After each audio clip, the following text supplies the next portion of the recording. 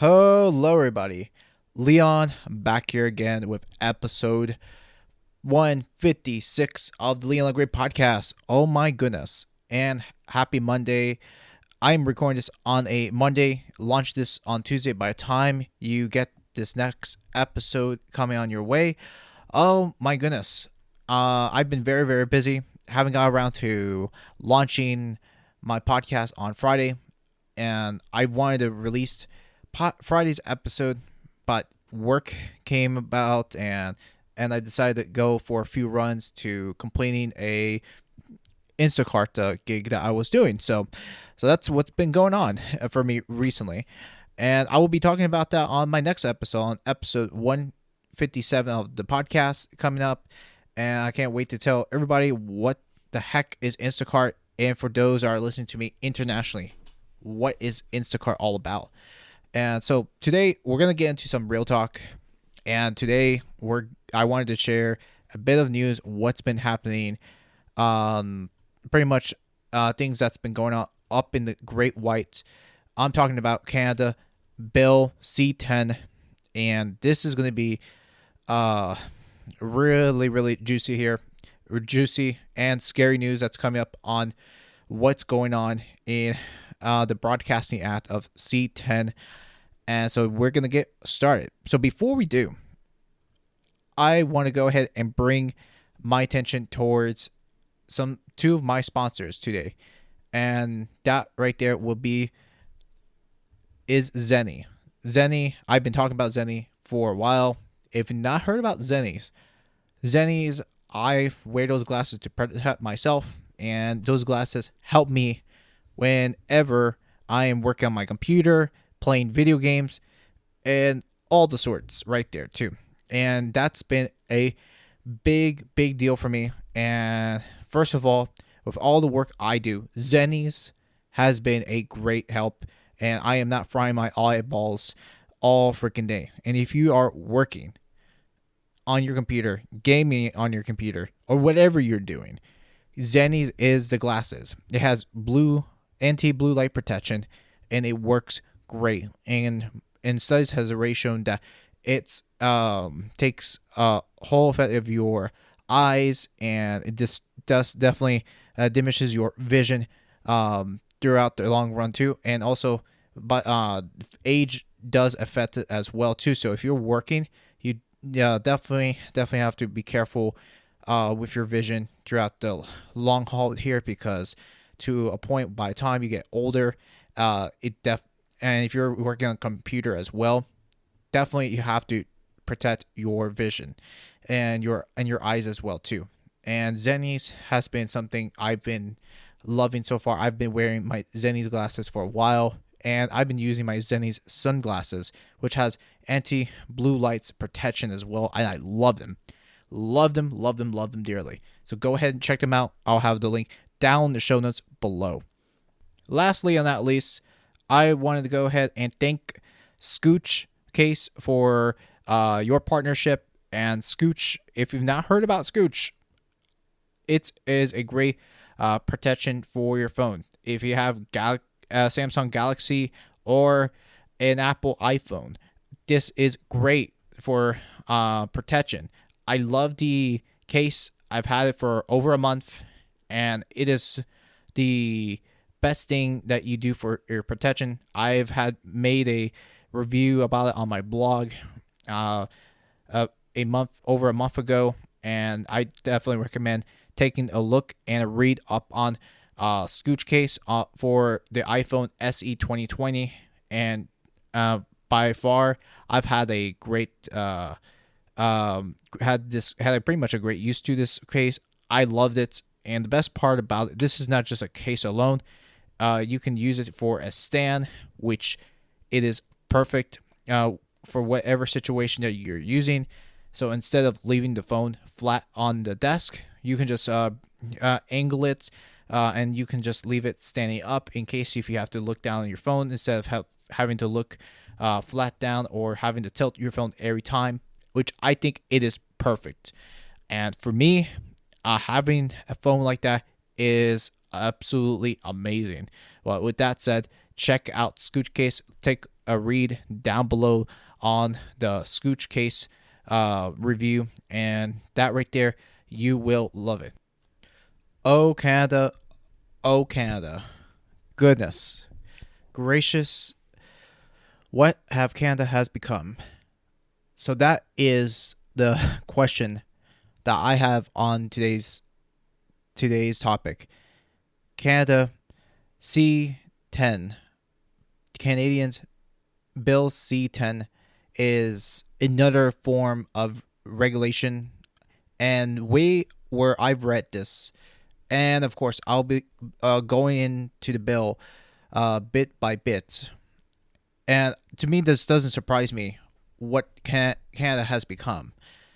And tell you the truth, the more I hear about things, what's going on in Canada, the rough lockdowns, what they've been doing, and what they've been doing for the sake of protecting people due to a virus, I kind of get very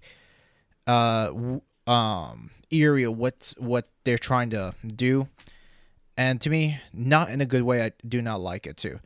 And to me, and I promise that this episode is going to be more about the bill than anything about Canadian politics, which I promise all you listeners, which I will just divert my attention towards here on this episode.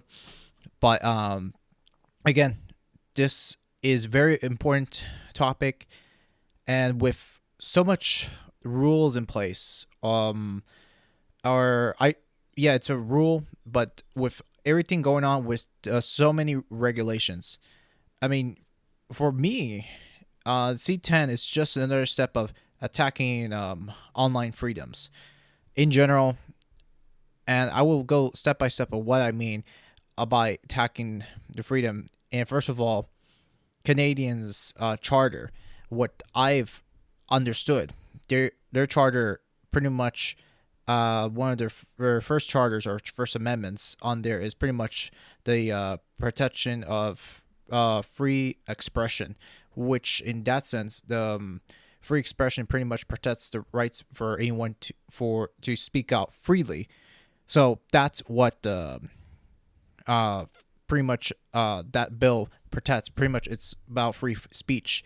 And it's just pretty much similarly like the U.S. bill, Constitution, which the First Amendment is pretty much the free and open expression of speech, pretty much, which that's something that I have here in the United States. And so that's what C10 is all about. House of Commons of Canada, Bill C10, an act to amend the Broadcasting Act and to make related and consequential amendments to other acts. So reading on this bill here, going down here too. So I'm going to read this part by part here. So reading on the summary. This enactment amends the Broadcasting Act to, among other things, add online undertaking for the transmission or retransmission of programs over the internet as a distinct class of broadcasting undertakings. B, update the broadcasting policy for Canada set out in Section 3 of that Act by, among other things, providing that the Canadian broadcasting system should serve the needs and interests of all Canadians, including Canadians from radicalized communities and Canadians of diverse ethno-cultural backgrounds, and should provide opportunities for Indigenous persons, programming that reflects Indigenous cultures. And that it is in Indigenous languages, and programming that is accessible without barriers to persons with disabilities. Okay, so that was quite of a long stretch here of reading. But we're going to get this through. So just so I can break this down little by little. C, specifically that the Canadian Radio, Television, and Telecommunications Commission, the communications, must regulate and supervise the Canadian broadcasting system in the manner that I, or excuse me, 1 takes into account the different characters of indigenous language broadcasting and different conditions under the broadcasting undertakings that provide indigenous language programming operates. Well, so this right here, this is let me just stop right here before I continue on forward. So right over here, right off the bat, so what they are trying to do, which I could what I'm reading right here, this moving forward on B summary B right here, which with all this fancy language that they are adding right here.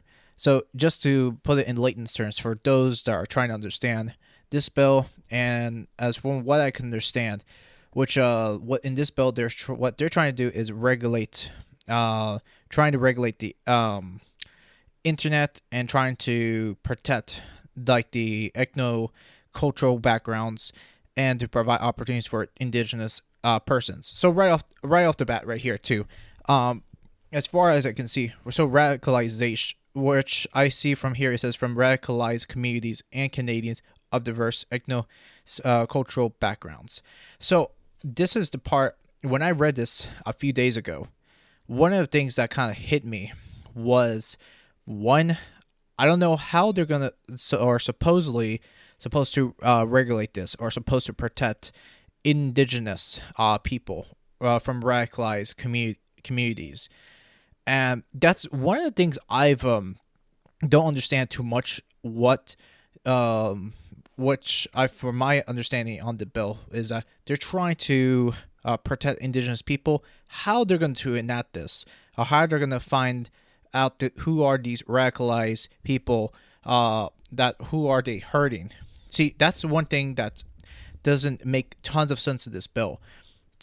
But from what I've understood a lot more on the Sun, or the Toronto Sun, on that, and on that article right there too, which really what the bill actually much morely represents is pretty much more internet censorship, pretty much taking the roots, or taking the probably the same concepts what they describe is the Chinese firewall. And so what they want to do is have a Canadian style firewall that you there are communications that are very much regulated from whatever these radical groups are.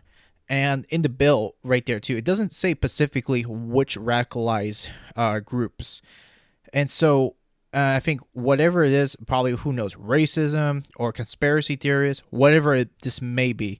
So that's one of the bills that doesn't make tons of sense when you further go on and read this right here too. And let me just get on to table of contents, which actually this should tell everybody what this is about. An act to promote the efficacy and adaptability of the Canadian economy by regulating certain activities that discourage reliance on electronic means of carrying out commercial activities, and to amend the Canadian Radio, Television and Communications Act, the Competition Act, the Personal Information Protection and Electronic Documents Act, and the Telecommunications Act. Okay, which pretty much the way I see with this here, when you further read onto this, they're trying to regulate the internet, similarly like the television or the radio. And to me, that's where it doesn't, how they're regulating right there, this will not work 100%. And someone that is just looking in a personal freedom perspective and trying to share information abroad right there too, because that's one I can see right there. That's how they're gonna push this. It's beyond me. I can't really describe it that well. And to me, I don't know how well this is gonna be passed. And honestly, I wish if I knew about this bill soon enough, I would have talked about a week ago, much earlier than what I'm talking about right now too.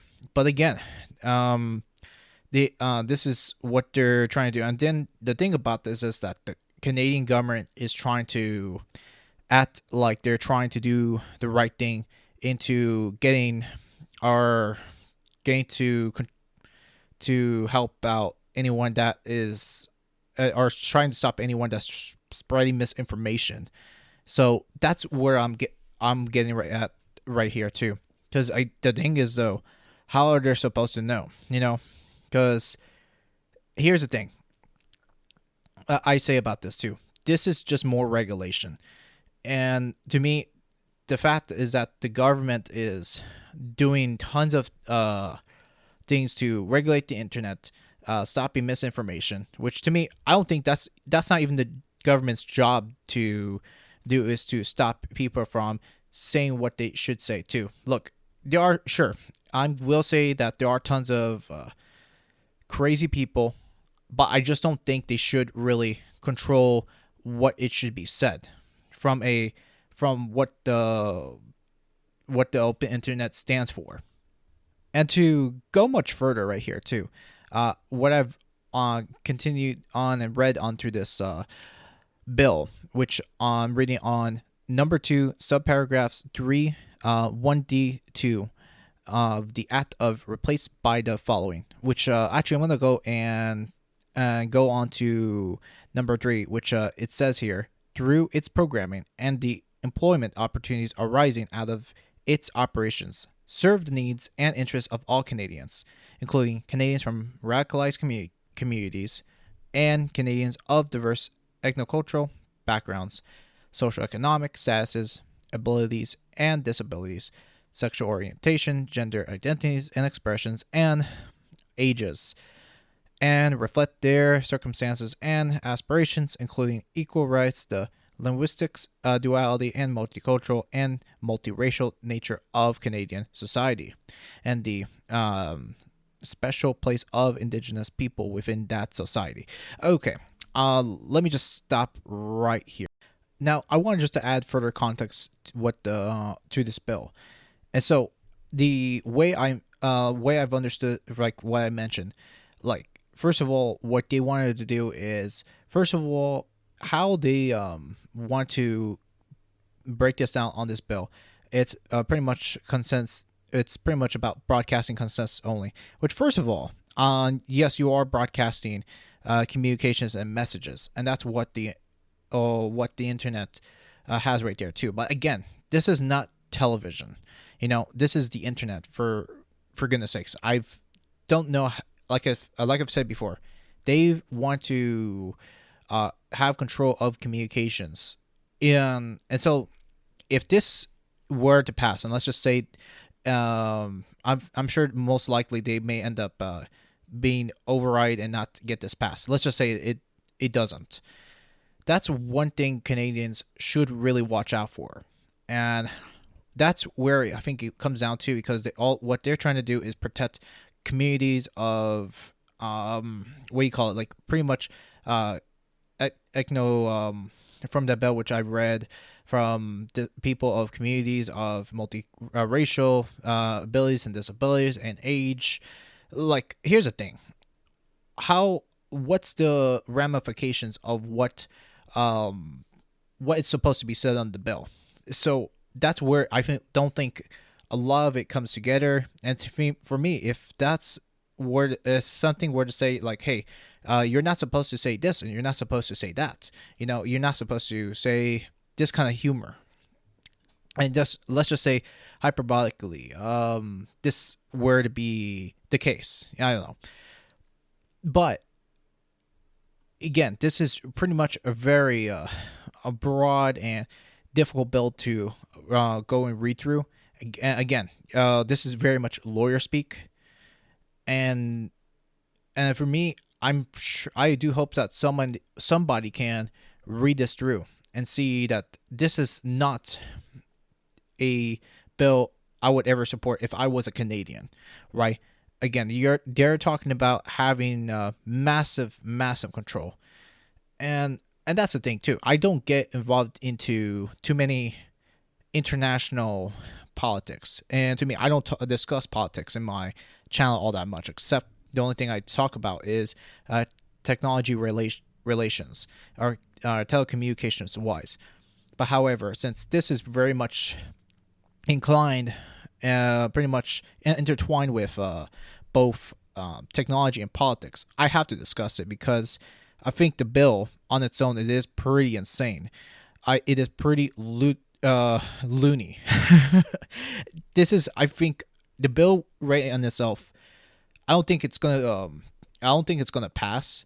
Well, I do hope somebody out there will reads up to this bill knows that this is a very bad idea in context alone, because I know that in the past when I used to get very much involved with politics a couple years ago, I remember Canada, the Canadians Liberal Party would have a passing favor of passing bills that will suit their own agenda, right? And to me, I don't agree with what's been happening, and especially throughout what we're experiencing in the Western world, where there was bills passed. Like I remember a time back in 2016 where was a bill called C16, and C16 was supposed to be a bill that's supposed to protect the LGBT communities and what form of speech that you shouldn't say. Which then again, the bill gets to a very deep context of what's that supposed to be about. And also, if you were to post, let's say that if you were to deny people a room or a service, and if that owner or the landlord there in Canada didn't want that person to live there because of that person, well, guess what? That person would get sued over for her not to take that transgender man or woman, right? And so that's the problem right there with this bill. And not to compare C16 over C10, which is very, very different from those two apart. But again, this is not a very good idea. And to me, in my opinion, with C16, when I've heard about that years ago, I do think that the owner of the place does have a choice to bring that person in or not too, and whether you believe that the landlord should bring these people in. But I do think it is a choice. The landlord is not going to just go ahead and bring anyone just because they are transgender, because the reason that a landlord will let them rent that person a place because due to the background or due to their history. So that's the reason why. So and that's one of the things I think it is quite messed up with C16 back then when it was passed around 2016 or 2017, I believe, around that time. So that was kind of one of the looniest bills I've ever heard of too. And now this right here is just so ludicrous. I think so with C10 in the works. Though I know there has been a couple of people in the legislature and people actually some politicians in Canada are just not for this. Unfortunately, I think the person in charge of this bill, one of the main people are looking into it in the parliament. I believe that's what the government's in Canada. The one that is looking to pass is pretty much the Liberal government, or the Liberal Party that's looking to pass this, just because they see that if there's a problem with the internet and there's a problem with what's been going on in these communities with the with these whole conspiracy theories communities, they feel that they have to act on something so that way there's no bad apples on the internet and people shouldn't be passing bad misinformation. Though I don't think not everything is bad information, and I think what they are trying to do is try to do good, but for the wrong reasons. And that's where I see this, and that's where it comes down to is don't they know what they're trying to do? Simply. And also, first of all, Canada is not my country, And I will put it this way too. I'm just a U.S. citizen reporting on this too. And though I will never ever get into anyone's politics. Now, however, if I was Canadian, like I said, and if I saw this bill uh, being passed up to right there too, I would go ahead and pay for a VPN so I can pass the free flow of information whenever I want to. So that's why I would want to have a VPN if anything were to happen. Again, this is something that almost every Canadian should think about, whatever it is you're doing. And again, there's been tons of government suppression of information, and people want to cut people from saying stuff that they wanted to say. And like for instance, like I know that throughout this lockdown, if there was one thing I've noticed, and this is one of the most divisive thing I've ever seen, was that there's now been a 50-50 percentage. People are for lockdowns and people aren't. And this is one of the most extreme examples where, in fact, there was a woman that was going through in talking about this through a private message on Facebook. And when she was talking about things off with her friends privately about misinformation that she was sharing. And gosh, if I know what this was about, I would love to. If I find the article, I'll put it down below, right? So, and also she's arrested for saying the incorrect things, right? And Australia's example is very, very extreme. So what happened to this lady in Australia, and which actually I found the news for it, and this was posted back last year of September 2nd, 2020, which in the headline says pregnant Australian mom arrested for Facebook post planning lockdown protests. And it is very extreme, where I think it is absolutely heinous. It's absolutely disgusting. I think for me, this is where it comes down to. I would think a place like Australia would be you have the right to protest and right to assemble, and protest the government. Now I kind of think about this now. I guess not really. And I look where these countries are turning into.